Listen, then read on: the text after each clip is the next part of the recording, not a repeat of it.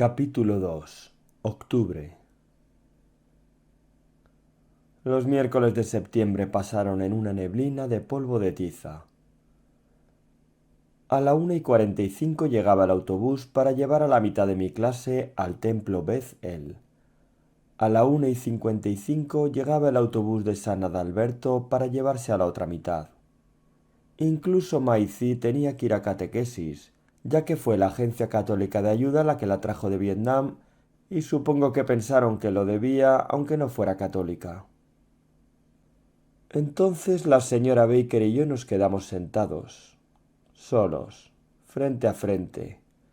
El reloj del aula marcaba los minutos. Probablemente estaba considerando qué opciones legales tenía para recordarme lo lamentable que era que mi familia fuera presbiteriana. «No tiene sentido enseñarte algo nuevo», dijo. «Mañana lo escucharías por segunda vez».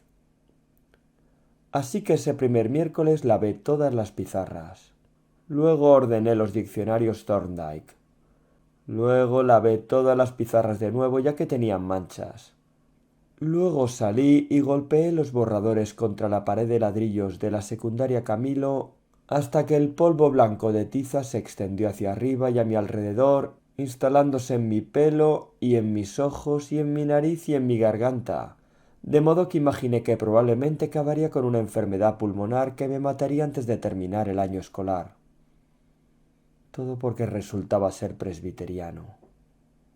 El segundo miércoles de septiembre, el tercero, el cuarto y los siguientes miércoles de octubre fueron prácticamente iguales.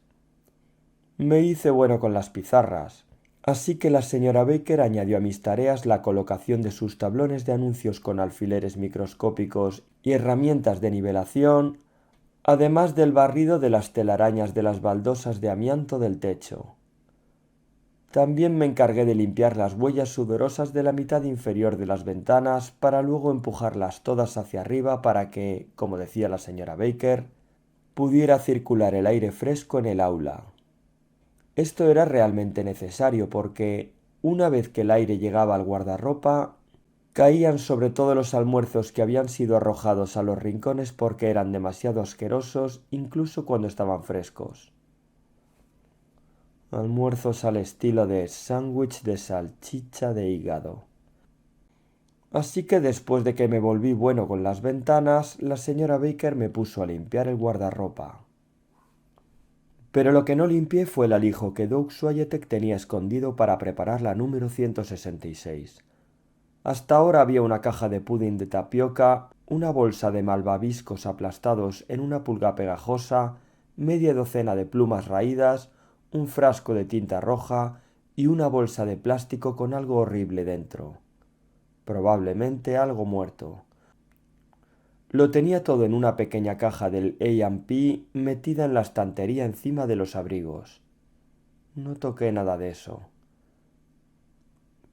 ¿Y crees que me quejé de esto? ¿Crees que me quejé de recoger almuerzos viejos en los que crecían hongos y de barrer baldosas de amianto y de enderezar diccionarios Thorndike?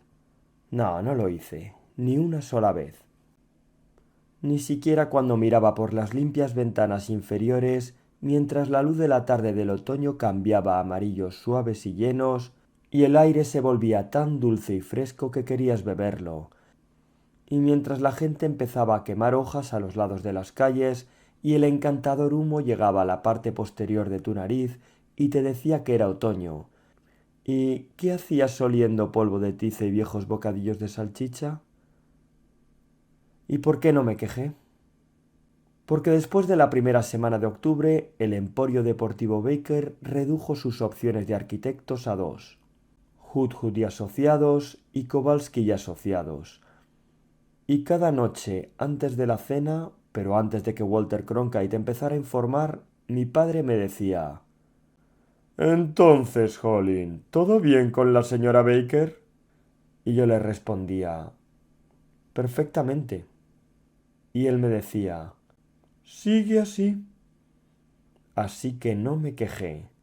Aun así, uno hubiera pensado que, dado que todo esto sucedía porque yo era presbiteriano, Dios se hubiera podido encargar de que los Yankees jugaran en la Serie Mundial para compensarme por mi persecución. ¿Pero lo hicieron? Por supuesto que no. El mundo no es así de justo. En lugar de eso, jugaban las Medias Rojas de Boston. Y déjame decirte que todo el mundo sabe que las Medias Rojas de Boston nunca van a ganar otra Serie Mundial. Nunca. Ni siquiera si tuvieran 3 Carl Yastrzemskis, que tampoco es el caso. El hermano de Doug Swiatek todavía no había vuelto a la escuela, y Doug Swiatek nos contó por qué. Los 10 días de observación habían sido una pura delicia para él, pero como no le veían ningún comportamiento extraño más allá de su rareza habitual, se dio cuenta de que tendría que volver a la escuela muy pronto. Así que la tarde anterior a su regreso, cuando llegó a su aula con la señora Swiatek para reunirse con su profesor, el hermano de Doug Swiatek se acercó a la pizarra y comenzó a golpearse la cabeza con los borradores de tiza. Ya que el señor Ludema no tenía nadie como yo para limpiar los borradores todos los miércoles por la tarde, el pelo del hermano de Doug Swiatek se volvió blanco después de unos 4 golpes. Entonces cogió 2 largos trozos de tiza, se los metió en la boca como si fueran colmillos y salió aullando, rugiendo y babeando al pasillo. La escuela estaba casi desierta, así que fue una suerte que la señora Sidman, que había decidido dejar su nuevo puesto en la oficina administrativa principal, entrara en la escuela esa tarde para buscar sus últimos efectos personales. Creo que sus gritos resonaron por los pasillos de la secundaria Camilo hasta el amanecer. Eso le valió al hermano de Doug Swiatek otras 4 semanas de observación médica. Las miradas de la señora Baker a la mañana siguiente dejaban claro que, de alguna manera, ella pensaba que todo esto era culpa mía. Y no lo era. Yo no tuve nada que ver. Pero cuando alguien te odia, la verdad, la justicia y el estilo americano no significan mucho. El miércoles, cuando todos nos pusimos de pie para ir a la clase de geografía del señor Petrelli, la señora Baker dejó de mirarme mal. De hecho, mientras salíamos con Geografía para ti, para mí en la mano, comenzó a sonreírme. Entonces me preocupé. Se parecía a esos genios malvados que, de repente, idean un plan para conquistar el mundo y ya se imaginan a la población de la Tierra temblando en sus garras. Hice todo lo que estuvo en mi mano para no salir corriendo del aula de la señora Baker, aunque se suponía que no podíamos correr por los pasillos, hacia el mundo seguro de la geografía de 7º grado. El señor Petrelli creía que ninguna clase valía nada sin una hoja de preguntas de estudio. Las producía como un gran editor. Sus manos estaban siempre azules por la tinta, sobre todo porque sacaba las hojas de la máquina cuando todavía estaban mojadas por el alcohol, lo que le daba a la sala un toque oloroso. «Rellenen esto en parejas», dijo. «Tienen 43 minutos». 43 minutos. Los profesores no cuentan el tiempo como la gente normal. Cuando Mary Lee vino a ser mi compañera de estudio, todavía me preguntaba por qué la señora Baker me había sonreído. «¿Estás bien?», preguntó Mary Lee. «Simplemente genial». «Tienes el bolígrafo al revés». «Gracias por señalarlo, detective Kowalski». «De nada. ¿Crees que puedes averiguar las respuestas mientras las escribo en la hoja?» «¿Por qué no averiguas tú las respuestas mientras yo las escribo en la hoja?» «Porque sé escribir». «¿Cuál es el primer estado?» «Delaware. ¿Crees que la señora Baker parece un genio del mal?» «No, a menos que estés paranoico. ¿Cuál es el segundo estado?» «No estoy paranoico. Pensilvania. La señora Baker me odia a muerte». «La señora Baker no te odia, y sí eres paranoico. ¿Cuál es el tercer estado?» «Bueno, gracias por tu voto de confianza». «Nueva York». Mary Lee dio un vistazo a Geografía para ti y para mí. «Nueva York no fue el tercer estado. Fue Nueva Jersey, no Nueva York. ¿Cómo lo sabes? Todo el mundo lo sabe, dijo ella. Oh. Más allá de las no tan limpias ventanas inferiores del señor Petrelli, hacía uno de esos perfectos días azules de otoño, cuando el sol es cálido y la hierba aún es verde, y las hojas son rojas y con puntas amarillas. Unas cuantas nubes blancas flotaban en lo alto, acariciadas por una brisa tan suave como un soplo. ¿Cuál es el cuarto estado? Dijo Mary Lee. Así nos fue a Mary Lee y a mí hasta la hora del recreo, que se había vuelto mucho más seguro desde el fallido plan de asesinato de la señora Baker. Me imaginé que la mayoría de sus posibles asesinos habían visto a lo del hermano de Doc Swiatek y estaban preocupados de que yo pudiera acabar con ellos también. Así que cuando dejamos al señor Petrelli y volvimos al aula de la señora Baker, creí que podía salir corriendo hacia ese perfecto día de octubre y volver con vida. Ya podía sentir el cálido sol en mi espalda.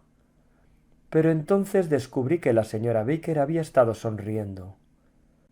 Señor Hoodhood, llamó desde su escritorio mientras el reloj de la escuela marcaba el mediodía. Tengo un trabajo rápido para usted. Todos los demás disfruten del recreo.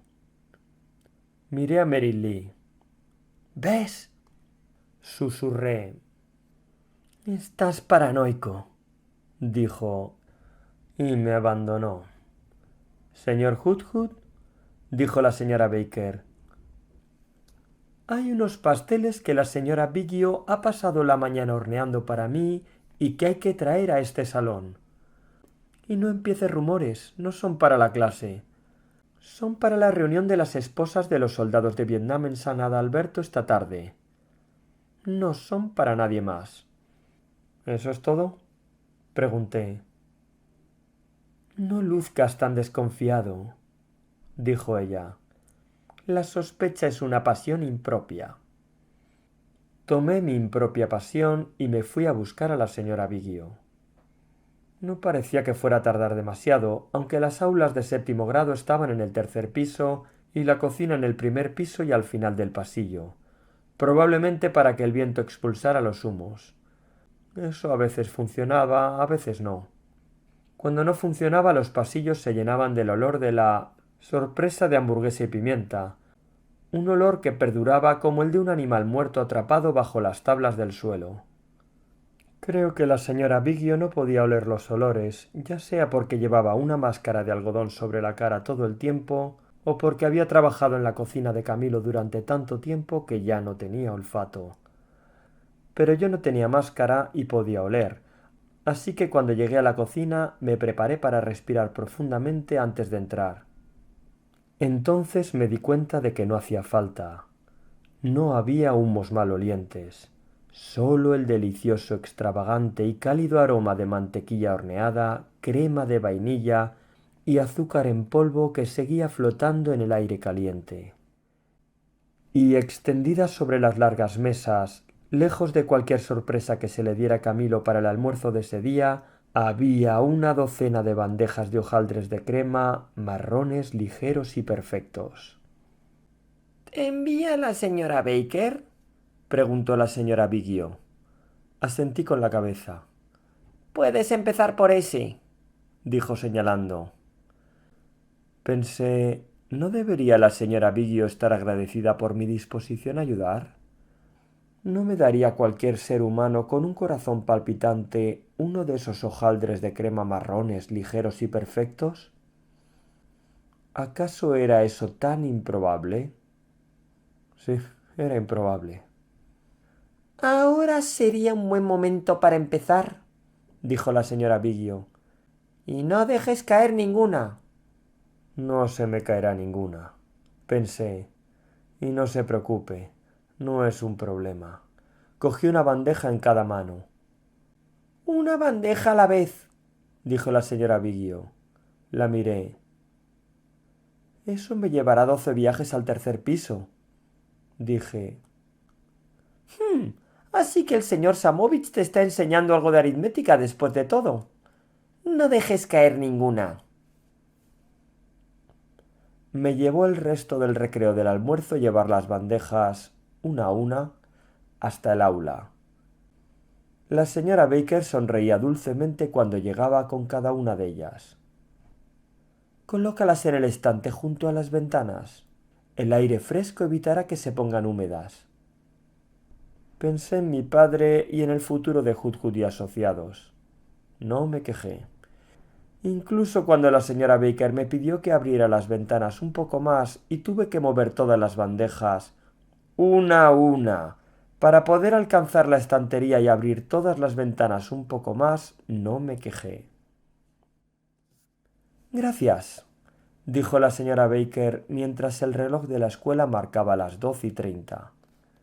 El aula empezaba a llenarse y Danny Hapfer vino a darme un puñetazo en el hombro porque pensaba que los hojaldres de crema podrían ser para nosotros, lo cual no era así.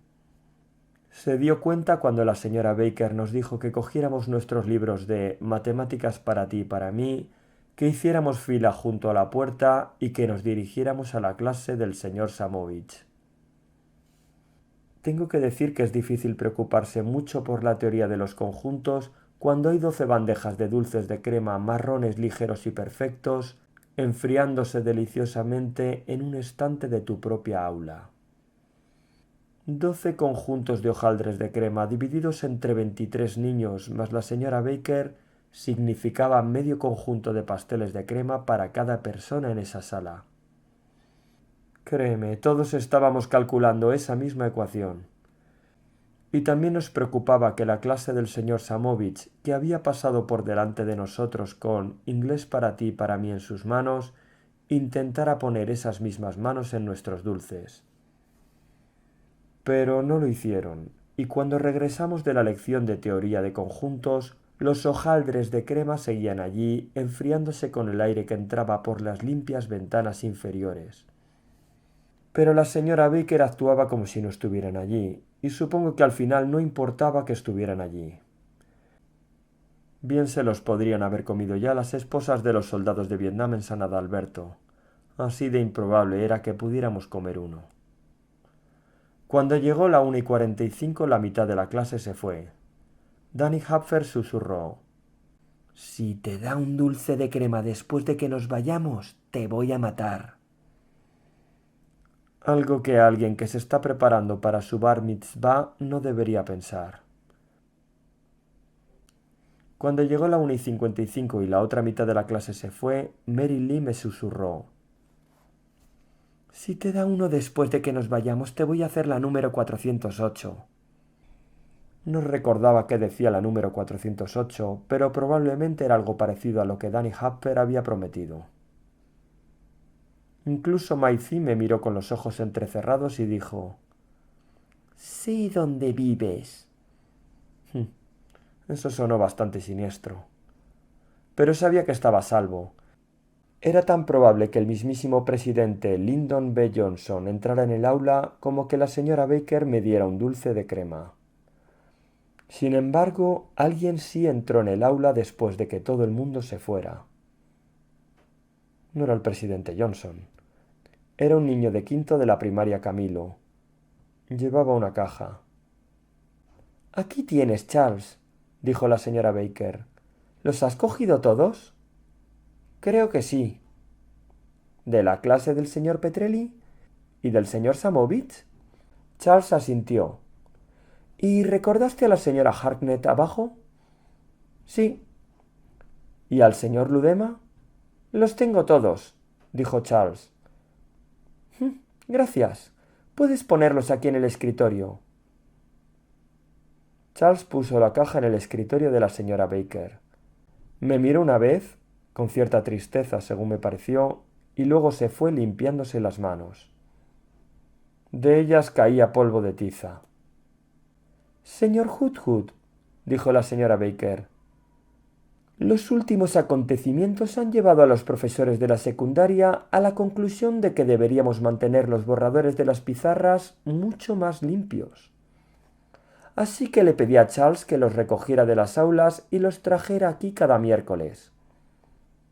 Señaló la caja que había sobre su escritorio. «¿Podrías ocuparte de ellos, por favor?» Si alguna vez hubo un momento para quejarse fue este. Me acerqué y miré dentro de la caja. Debía de haber 30 borradores, blancos, con 6 semanas de tiza. Este era realmente el momento de quejarse. Pero pensé en el futuro de Hudhud y Asociados. Cogí la caja con los borradores. Estaré en la sala de impresiones, dijo la señora Baker. Estupendo, pensé. Pero entonces la señora Baker dijo algo que hizo que el mundo girara hacia atrás. Si ambos terminamos a tiempo, puedes tener uno de los dulces de crema. Debo de haber palidecido. No hace falta que luzcas tan sorprendido, dijo ella. Pero me sorprendió. Me había ofrecido la esperanza de un dulce de crema, un hojaldre de crema marrón ligero y perfecto. Era como si la señora Baker se hubiera convertido de repente en algo más que la señora Baker. Era como si hubiera tenido otra visión, solo que esta era real. Así que, antes de que la visión pudiera desvanecerse, llevé la caja de borradores al pasillo y bajé los tramos de escaleras hasta el exterior. El día seguía siendo un perfecto día azul de octubre, como si me hubiera estado esperando desde que me lo perdí en el recreo del almuerzo. Olía a béisbol, a hierba recién cortada y a las hojas que se estaban secando pero aún se mantenían. Y durante un rato pude olerlo todo. Pero la nube de tiza blanca que sale de 30 borradores es bastante impresionante, déjame decirte. Los golpeé y los golpeé contra la pared, y el polvo de tiza que no llegaba a mis pulmones volaba y se retorcía con la brisa que se enroscaba contra las aulas del primer piso, cubriendo todas las aulas que los profesores habían aprendido a cerrar los miércoles por la tarde. Un dulce de crema, al final de una larga jornada escolar, marrón, ligero y perfecto. Y nadie, ni Danny Hapfer, ni Mary Lee, ni Maisie tenían que enterarse. La nube de polvo de tiza se elevó. Voló hasta las ventanas del segundo piso, todas cerradas. Tal vez la señora Baker me daría 2. Después de todo, había 12 bandejas de esas cosas. Sí, tal vez 2. El polvo de tiza se movía con la brisa, flotando a las ventanas del segundo piso y subiendo hasta las del tercero.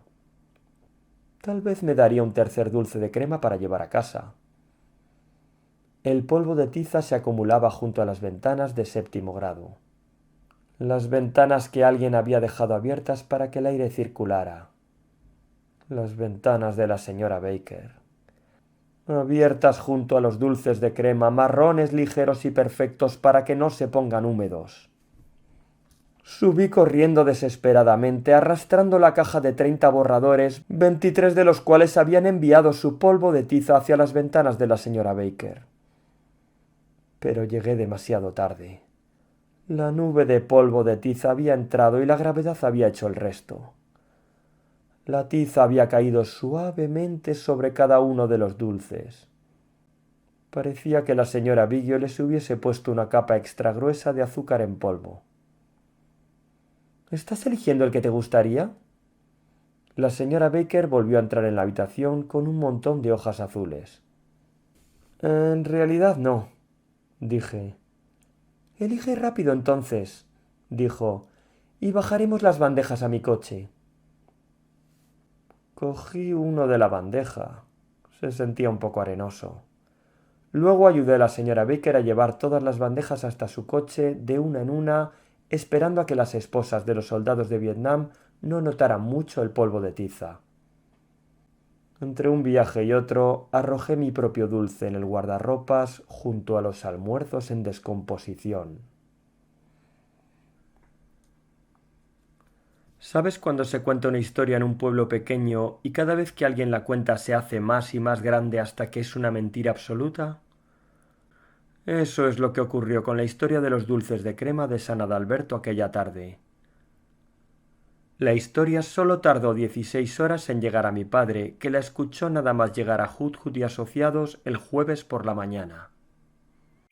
Decía que todas y cada una de las esposas de los soldados de Vietnam habían estado a punto de morir atragantadas mientras comían dulces de crema, lo que tenía que ser una exageración. Al principio, según la historia, se habían puesto en contra de la señora Baker, pero cuando se dieron cuenta de que la señora Baker ni siquiera podía imaginarse una broma pesada, se pusieron en contra de la señora Biggio, que también era una de las esposas de los soldados de Vietnam. Cuando la señora Biggio les aseguró que debía de haber algún problema con el azúcar en polvo y que se aseguraría de escribir a la empresa para quejarse, decidieron que no la expulsarían de las esposas de los soldados de Vietnam. Sin embargo, nunca más sería su cocinera oficial. Jamás. Ante esto, la señora Biggio había insistido con lágrimas en los ojos en que los dulces de crema no estaban tan mal después de todo, y se había metido uno entero en la boca, masticado y tragado. El médico del Hospital San Ignacio dijo que su desmayo ocurrió porque se negó a permitirse toser ni una sola vez. Esa noche, durante la cena, mi padre me miró con una pasión impropia. —Howling —dijo—, ¿va todo bien con la señora Baker? —Muy bien —dije—. No ayudaste a hacer sus dulces de crema ayer, ¿verdad? —No, señor. ¿No te escabulliste a la cocina de la escuela y le hiciste algo al azúcar en polvo de la señora Biggio? —No, señor, nada de escabullirme. Entonces todo está bien. Simplemente genial. No sabes nada de... Bien, aquí es donde Dios irrumpió para compensarme por todo lo que había pasado por ser presbiteriano. Porque si mi padre hubiera terminado esta pregunta, podría haber tenido que responder algo bastante alejado de la verdad. Pero nunca la terminó. Mi hermana entró y se sentó frente a mí, y en su mejilla se había pintado una flor amarilla brillante. Mi padre la miró fijamente y luego se volvió hacia mi madre. Dile a tu hija que tiene una flor amarilla brillante pintada en la mejilla. Sé que tengo una flor pintada en la mejilla, dijo mi hermana. ¿Por qué? Preguntó mi padre. ¿No es obvio? No, a menos que quieras que creamos que eres una flower child. Mi hermana no dijo nada. Hubo una pequeña pausa mientras el mundo entero respiraba. No, dijo mi padre. No eres una flower child. Una flower child es hermosa y no hace nada para dañar a nadie, dijo mi hermana. Mi padre cerró los ojos. Creemos en la paz, la comprensión y la libertad. Creemos en compartir y ayudarnos unos a otros. Vamos a cambiar el mundo. Una flower child, dijo mi padre abriendo los ojos, es una hippie que vive en Greenwich Village con vaqueros sucios y collares de cuentas y que no sabe cambiarse de calcetines. 50.000 hippies protestaron hoy contra la guerra en el Pentágono. Todos dicen que estás equivocado. Afortunadamente, el bien y el mal no dependen de las matemáticas. Tampoco dependen del presidente Johnson. Gracias, señorita analista política, dijo mi padre. Ahora analiza esto. La persona con la que estás hablando ahora es candidato a empresario del año 1967 de la Cámara de Comercio. Este es un honor que he deseado durante mucho tiempo. También es un honor que le llevará a empresas más grandes y rentables de las que ha visto hasta ahora. No es un honor que se conceda a un hombre que tiene una hija que se llama a sí misma Flower Child. Así que ve a lavarte la cara. Hubo otra de esas largas pausas porque el mundo todavía no había soltado el aliento. Fue una pausa realmente larga. El mundo debía estar a punto de desmayarse. Entonces mi hermana echó su silla hacia atrás y subió. Bajó solo con una mancha amarilla. «Pásame las habas», dijo mi padre. Esa noche mi hermana me abrió la puerta. «Gracias por tu ayuda, Holling». «¿Una flower child? ¿Quieres apoyo por ser una hippie?» «Quiero apoyo por creer en algo más grande que yo». Entonces no te pintes una flor amarilla brillante en la cara. Te veías bastante estúpida. Imagínate, dijo ella. Y tú no necesitas pintarte nada en la cara para parecer estúpido. No vas a conseguir mi apoyo de esa manera, señalé. 50.000 personas en el Pentágono, Howling, 50.000. Algo grande está sucediendo y está empezando ahora mismo. Quizás sea el momento de pensar en crecer. ¿Para convertirme en una Flower Child? Para que te puedas convertir en quien se supone que debes ser, Howling Hood Hood. Por si no te has dado cuenta, soy Howling Hood Hood. ¿No es reconfortante pensar así? Pero cuando te miro, solo eres el hijo que va a heredar Hood Hood y asociados. Es lo mismo, dije. Solo si tú dejas que sea lo mismo. ¿Por qué dejas que te intimide? ¿Por qué nunca te enfrentas a él? Sí, claro, funciona tan bien cuando tú te enfrentas a él. Mi hermana se llevó la mano a la mejilla. Entonces, ¿para qué hacerlo? Para que sepa que no me gusta que digan quién soy y quién voy a ser. Ahora no tienes la flor en la mejilla. No parece que haya hecho mucha diferencia. Para mí sí hace diferencia, dijo, y se fue a su habitación a escuchar los Monkees. A todo volumen. A la mañana siguiente la señora Baker me esperaba en el guardarropa. Señor Hood Hood, he estado pensando en nuestras rutinas de los miércoles por la tarde y tenemos que hacer algunos cambios. ¿Recuerdas la tortilla de huevos, jamón y queso y brócoli? ¿Tenemos que hacer cambios? Pregunté. Tenemos que hacer cambios. Hablaremos de ello el miércoles, pero no más tareas. O quizás solo una más. ¿Una más? Por otro dulce de crema, tal vez. Sentí que mi pasión impropia aumentaba. De acuerdo, dije. Una tarea más, pero no necesito el dulce. Imagínate, dijo la señora Baker y se alejó. Esta era una nueva estrategia, estaba seguro, pero no tuve tiempo de descubrirla. ¿Te dio uno de sus dulces de crema? Preguntó Mary Lee. No exactamente, dije. La señora Baker acaba de decir por otro pastel de crema. Otro. Y tú respondiste de acuerdo. Entonces, ¿cómo es eso de no exactamente? Danny Hapfer se acercó. ¡Conseguiste uno de sus dulces de crema! No me lo comí. Ya, seguro, no te lo comiste. Lo pusiste en lo alto de un estante para poder mirarlo. No, realmente no lo comí. Nos debes a todos dulces de crema, dijo Mary Lee. ¿Qué quieres decir con que les debo dulces de crema? Hablaré despacio y con claridad. Tú nos debes dulces de crema. ¿Dónde se supone que voy a conseguir dulces de crema para toda la clase? Ese es tu problema, dijo Danny Hapfer. Encuentra los dulces o muere. Maisie me miró y entrecerró los ojos. Déjame decirte que es muy difícil ser un estudiante de 7º grado con nuevas amenazas de muerte colgando sobre ti casi a diario. De camino a casa ese día, paré en la panadería Goldman's Best.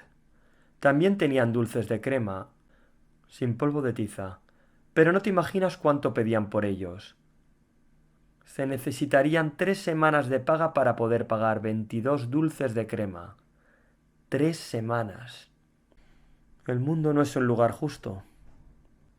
El lunes les dije a Danny, Mary Lee y Maisie que necesitaba 3 semanas. Estuvieron de acuerdo, más o menos. Pero las amenazas de muerte se repitieron cada día junto con nuevas y coloridas descripciones de lo que pasaría si los dulces de crema no aparecían. Déjame decirte que Danny Hapfer tiene una maldita imaginación, pero no es nada comparado con Mary Lee. Casi me alegré cuando llegó el miércoles y la señora Baker y yo volvimos a estar solos. ¿Puedes creerlo? Me sentía más seguro con la señora Baker. incluso si todavía no había descubierto su nueva estrategia. Señor Hoodhood, dijo la señora Baker, hemos estado desperdiciando nuestras oportunidades. ¿Sí? Sí. A partir de ahora, los miércoles por la tarde leeremos a Shakespeare juntos. Shakespeare. No hace falta que repitas todo lo que digo. Asumo que conoces el idioma suficientemente bien o no te permitiría que leyeras a Shakespeare. Asentí con la cabeza. Primero leeremos juntos El mercader de Venecia en voz alta para estar seguro de que sigues el diálogo. Después leerás por tu cuenta. Leer a Shakespeare. De todas las estrategias que se le ocurrieron a la señora Baker, esta debe ser la peor. Los profesores sacan a relucir a Shakespeare solo para aburrir a los estudiantes hasta la muerte. Y yo iba a aburrirme hasta la muerte durante 8 meses. Ningún ser humano podría soportarlo. ¿Seguro que no prefiere que golpee borradores? La señora Baker sacudió la cabeza. Solo hay una última tarea, dijo. Sycorax y Caliban necesitan que se limpie su jaula. Miré a través del aula a Sycorax y Caliban. Todavía no te he hablado de Sycorax y Caliban. Y puede que quieras saltarte lo siguiente, ya que es bastante horrible. Porque Sycorax y Caliban son ratas. En todas las demás aulas de la secundaria Camilo había peces, hámsters o ratones. Nosotros teníamos ratas. La razón por la que teníamos ratas, nos dijo la señora Baker, es porque el teniente Tybalt Baker las había escogido para ella cuando eran apenas lindas bolas de pelusa y hocicos rosados jugando en virutas de cedro limpias y aromáticas. Las había visto en el escaparate de una tienda de animales y cuando entró y acercó el dedo a su jaula, una de ellas se acercó y lo lamió. En ese momento decidió que necesitaban un hogar. Así que aquí estaban, en nuestra clase. Y la señora Baker no iba a deshacerse de nada de lo que el teniente Baker le había dado, aunque ella misma no se acercara a ellas. En realidad, nadie en la clase se había acercado a Sycorax y Caliban, ni siquiera Doc Swiatek, y créeme que le haría casi cualquier cosa. Porque ya no eran lindas bolas de pelusa. Parecían pesar unos 5 kilos cada una. Tenían el pelo color cartón en algunas partes del cuerpo, pero eran amarillas mayormente y con la piel llena de costras. Si alguien las miraba, se arrojaban contra los costados de la jaula y sacaban sus hocicos costrosos lo más que podían y chocaban sus largos dientes amarillos. Los sonidos que salían de sus gargantas no se oían en ningún otro ser de la naturaleza. Probablemente eran portadoras de la peste. No puedo limpiar la jaula con ellas dentro, dije. En el armario debajo de la encimera hay una jaula más pequeña. Pon la puerta de esa jaula al lado de la puerta de la jaula más grande y abre las dos. Sycorax y Caliban correrán a la jaula más pequeña. Entonces podrás limpiar la jaula. Sonaba demasiado fácil y miré a la señora Baker para si algo en sus ojos decía complot. Pero no pude ver sus ojos porque estaba abriendo un libro verde antiguo y pasando finas páginas. Dese prisa, señor Hoodhood, para que podamos disfrutar de la obra. Encontré la pequeña jaula en el armario y, aunque no creía que fuera a funcionar como había dicho la señora Baker, lo cierto es que lo hizo. Las ratas estaban hambrientas. Supongo que habrían hecho cualquier cosa para conseguir comida. Probablemente habrían comido dulces de crema cubiertos de tiza. Así que cuando abrí las puertas, Sycorax y Caliban sacaron sus hocicos costrosos, chasquearon sus dientes amarillos y se alborotaron en la jaula más pequeña. Luego llevé la jaula grande al exterior, a los cubos de basura, manteniéndola tan lejos de mí como podía. Lo tiré todo y llevé la jaula al grifo cerca del despacho del señor Bendlery. La lavé con una manguera a unos 6 metros de distancia. No iba a tocar nada si podía evitarlo. Cogí toallas de papel del baño de los chicos y lo sequé todo. Luego lo llevé de nuevo al aula, extendí nuevo serrín, había un cubo entero en la parte de atrás del tablero, y llené los platos de comida y agua de la jaula grande. En la jaula pequeña, Caliban y Sycorax volvieron a su rutina de hocicos y dientes amarillos, pero estaban un poco menos frenéticas, probablemente porque acababan de atiborrarse. Sus negros ojos parecían casi naturales, no como si estuvieran poseídos.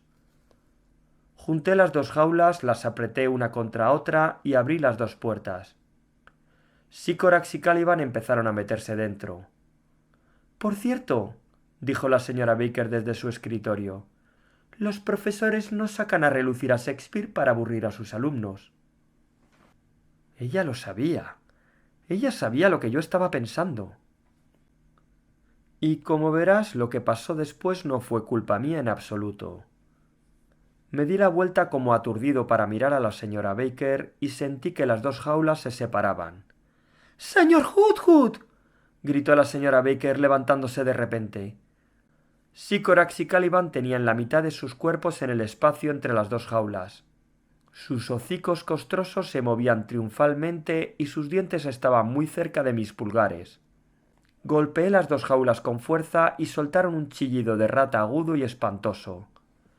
Las dos volvieron sus ojitos negros hacia mí, con una luz demoníaca, y arañaron histéricamente los barrotes que apenas les impedían escapar. Y siguieron chillando. «¡No les hagas daño!», gritó la señora Baker, que ahora estaba en mitad de la habitación. Así que separé un poco las dos jaulas, y Sycorax giró, siseó y se lanzó sobre Caliban abriéndose paso a empujones. Luego saltó hacia mi pulgar con sus mandíbulas amarillas abiertas. «¡Oh!», grité y salté hacia atrás. «¡Ii!», dijo Caliban, y de un salto salió de las jaulas. «¡Ii!», dijo Sycorax, y bajó de un salto del mostrador. «¡Ii!», volvió a decir Caliban, y saltó del mostrador al armario. «¡Oh!», gritó la señora Baker, y saltó sobre el escritorio de Danny Hapfer. «¡Oh!», volví a gritar, mientras Sycorax y Caliban pasaban sobre mí, sobre mi pie, y se dirigían al guardarropas donde se lanzaron sobre la pila de restos de comida con hongos. Así que lo que dijo a continuación fue una especie de susurro estrangulado. «¡Ve a buscar al señor Vendleri, rápido!». Así lo hice, saltando de escritorio en escritorio, ya que no iba a correr ningún riesgo. «¡Sobre mi pie!». No le dije al señor Vendleri para qué lo necesitábamos hasta que llegamos al aula, porque no estaba seguro de que viniera si lo hacía. Nos miró con los ojos muy abiertos mientras se lo decíamos. Yo ya estaba parado sobre un escritorio de nuevo. Luego asintió con la cabeza, salió al pasillo y volvió con una pala y dos escobas. «¡Ustedes sáquenlas por ese lado!», dijo. «Estaré esperando con la pala». «¿Sacarlas?», pregunté. «No les hagas daño», dijo la señora Baker. «¿Sacarlas?», volví a decir. Supongo que no me habían oído. «No les haré daño a menos que ellas me hagan daño a mí», dijo el señor Vendleri. Y es exactamente lo que intentaron hacer. La señora Baker y yo bajamos de los escritorios. «¿Sacarlas?», repetí por tercera vez. «Señor Hoodhood, sea valiente», dijo la señora Baker. Te diré, probablemente no lucíamos muy audaces cuando nos arrastramos hacia el guardarropas con nuestras escobas, o cuando hurgamos en los restos de almuerzos podridos, o cuando miramos detrás de los abrigos que todavía colgaban allí. Y sé que no nos veíamos muy valientes cuando las ratas salieron del abrigo de Doug Swiatek con una escala completa de chillidos. Aullaron y rugieron y se dirigieron hacia el señor Vendleri. Sycorax todavía tenía un dulce de crema en descomposición entre sus mandíbulas amarillas. Oímos al señor Vendleri gritar «¡Oh!», y para cuando llegamos al otro lado del guardarropa, el señor Vendleri ya estaba subido al escritorio de Danny Hapfer. «¡Subieron a los radiadores!», dijo apuntándolas.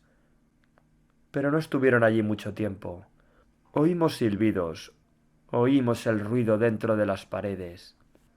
Oímos fuertes golpes en las baldosas del techo. Luego todo fue silencio. Lo único que quedaba de su paso era el dulce de crema abandonado antes de que Sycorax se subiera al radiador. «Será mejor que se lo diga al señor Wareski», dijo el señor Vendleri. La señora Baker, que de alguna manera se había subido a su escritorio, me miró, luego al dulce de crema y luego de nuevo a mí. Quizás sea mejor que te des prisa, dijo. Y eso fue todo. Nada sobre el dulce de crema. Fuera cual fuera esta nueva estrategia era buena. Así que el señor Vendleri fue a dar la noticia y pronto el señor Wereski llegó al lugar de la fuga. Respiraba con dificultad, ya que los directores y dictadores de países pequeños no están acostumbrados a correr. Miró por encima de las jaulas, se asomó al guardarropa y luego puso el oído en las paredes. No oigo nada, dijo. Ninguno de nosotros escuchaba nada tampoco. Puede que se hayan ido, dijo el señor Vendleri con esperanza. ¿Cómo se escaparon en primer lugar? Preguntó el señor Wereski, como si eso supusiera ahora una gran diferencia. Estaba limpiando la jaula, dije. Fue mi culpa, dijo la señora Baker. No debía haberle pedido que lo hiciera. En efecto, no, dijo el señor Wereski. Se frotó la barbilla pensativo. Pero ya se escaparon y no podemos permitir que nadie se entere. ¿Entienden todos? Hasta que las escapistas sean capturadas, ni un alma fuera de estas aulas se enterará de este incidente. La voz del señor Wereski se volvió baja y amenazante. Ni un alma. Y así comenzó la campaña del señor Wereski contra las prófugas. Por cierto, para que conste, no dije exactamente «oh» cuando Sycorax y Caliban saltaron de las jaulas. Tampoco el señor Vendleri. Y tampoco la señora Baker. No estaba seguro de querer quedarme a solas en el aula con la señora Baker después de que el señor Wereski y el señor Vendleri se fueran a planificar la estrategia de la campaña. Todavía no había dicho nada sobre el dulce de crema y supuse que eso tendría que llegar tarde o temprano. Resultó ser temprano. En cuanto se cerró la puerta, la señora Baker se puso las manos en la cadera y me miró pensativa. «No te comiste el dulce de crema, ¿verdad?», dijo. Sacudí la cabeza lentamente. Intenté parecer inocente. «Pero pretendiste que lo hacías». No dije nada. El futuro de Hudhud y asociados se tambaleó de repente. Has hecho una sabia elección culinaria. Ve a sentarte. Y eso fue todo. Realmente, eso fue todo lo que dijo. Estaba a punto de bajar de mi escritorio, pero primero miré a mi alrededor para asegurarme de que no había nada al acecho en el suelo. «Señor Hudhud», dijo la señora Baker con impaciencia. Quise señalar que ella seguía de pie en su propio escritorio, pero como Hudhud y asociados volvía a estar bien de repente, no lo hice. Pero cuando la señora Baker me vio dudar, miró a su alrededor y bajó del escritorio a la silla y luego hasta el suelo. Ella misma vaciló un poco antes de poner los pies en el suelo. «Ahora siéntate», dijo. Abrió el cajón más bajo de su escritorio, sacó un antiguo libro negro que hacía juego con su antiguo libro verde y le quitó las telarañas. Luego acercó el libro negro a mi escritorio y lo dejó caer. Olía a mosto y a polvo. «Las obras de William Shakespeare», dijo la señora Baker, «nunca pueden ser aburridas para el alma verdadera. Ábrelo por El mercader de Venecia». Lo hice. El resto de esa tarde los dos levantamos los pies del suelo y nos turnamos para leer partes de El mercader de Venecia, a pesar de que el tamaño de la letra parecía hecho para insectos diminutos con múltiples ojos y de que todas las páginas del libro eran ridículas. Es decir, nadie realmente se para como si fuera una flor, y nadie se pondría la ropa que usaban ellos y se atrevería a salir a la calle. Pero resultó que la estrategia de la señora Baker no funcionó después de todo. Quería aburrirme hasta la muerte, aunque decía que no era su intención, la cual era parte de su estrategia. Pero El mercader de Venecia estaba bien. No hay ningún Jim Hawkins, y el tema de Shylock fue lento al principio, pero la cosa se anima con él en la sala del tribunal, dispuesto a cortar 1 libra de carne de Antonio porque éste no ha podido pagar. Eso es exactamente lo que habría hecho Long John Silver. Y entonces entra Porcia y da un discurso que pone todo patas arriba. Pero aún vence al centro la clemencia, que viva como en su trono en el alma de los reyes. Cuando la señora Baker leyó eso sentí escalofríos, pero Shylock no. Estaba dispuesto a poner su cuchillo a trabajar cuando Porcia vuelve a poner todo patas arriba y el juez acaba liberando a Antonio. La clemencia no quiere fuerza, es como la plácida lluvia del cielo que cae sobre un campo y lo fecunda. Son palabras que te hacen temblar. Así, otro nefasto complot de la señora Baker había sido frustrado. Esa noche soñé con el hermano de Doug Swyete como Shylock y con él inclinándose sobre mí con un balón de fútbol en la mano, a punto de estrellarlo contra mi cara porque lo había lesionado. Y entonces aparece Mary Lee, y el hermano de Doug Swyete la mira. Y yo la miro. Y estoy esperando el discurso de la clemencia que cae como una suave lluvia sobre el lugar. Y Mary Lee abre la boca y le dice al hermano de Doug Swyete: «Adelante, deja caer tu balón de fútbol como un relámpago sobre su cabeza». Esas palabras también te hacen temblar. Y entonces miro a la señora Baker, que es la jueza, y está sonriendo porque lleva una flor amarilla en la mejilla. Y entonces miro alrededor de la sala y ahí está mi padre, y pienso, tal vez pueda sobornar a la jueza. Y él me pregunta, ¿está todo bien con la señora Baker? Y yo respondo, simplemente genial. Y él dice, entonces, ¿qué has hecho? Y la señora Baker sigue sonriendo.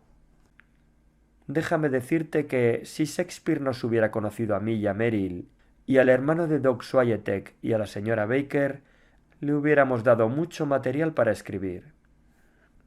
También leímos El mercader de Venecia el miércoles siguiente, y lo terminamos el último miércoles de octubre. Después de cerrar los libros, la señora Baker me pidió que hablara del personaje de Shylock. No es realmente un villano, dije. ¿Verdad? No, dijo la señora Baker. No lo es. Es más bien alguien que quiere... ¿Qué quiere qué, señor Hudhud? Alguien que quiere convertirse en quien se supone que debe ser, respondí. La señora Baker lo consideró. ¿Y por qué no pudo? Preguntó. Porque no le dejaron. Decidieron que tenía que ser de cierta manera y estaba atrapado. No podía ser más que lo que era, dije. Y por eso esta obra se considera una tragedia, dijo la señora Baker. Fin del capítulo 2.